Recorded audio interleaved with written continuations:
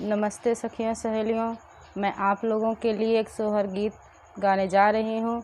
आप लोगों को कैसा लगेगा कमेंट करके बताना और मेरे वीडियो को लाइक शेयर चैनल को सब्सक्राइब ज़रूर करना।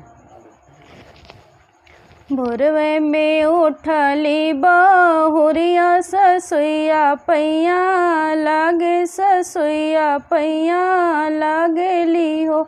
सासु होनियड़ा मारिन कर जवा की दूरे हट, बाझिन की दूरे हट बाझिन रे। सस गोड़ धरली ननद गोड़ यो जेठन गोड़ यो जेठन गोड़ हो। सखिया बिगड़ के केहू न सहारा, बिरह सबे बोले बिरह सब बोलाई हो। भितरा से निकले हैं पियवा तो धन मुँह ताकै, तो धन मुँह ताकै हो। धन काहे भय मनवा उदास, सुसुक काहे रोयो, सुसुक काहे रोयो हो। इतनी बचन सुन पियवा तो धन से रज करे, धन से रज करे हो। धन रवि दिन सूरज मानाय, ललन तोहरे हुई है, ललन तोहरे हुई है हो।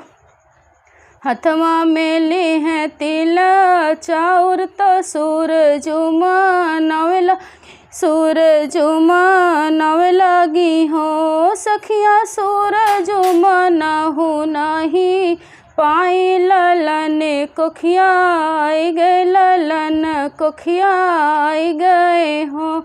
8 महीनवा कै बीतते तो नवाए कै लागत, तो नवाए कै लागत हो।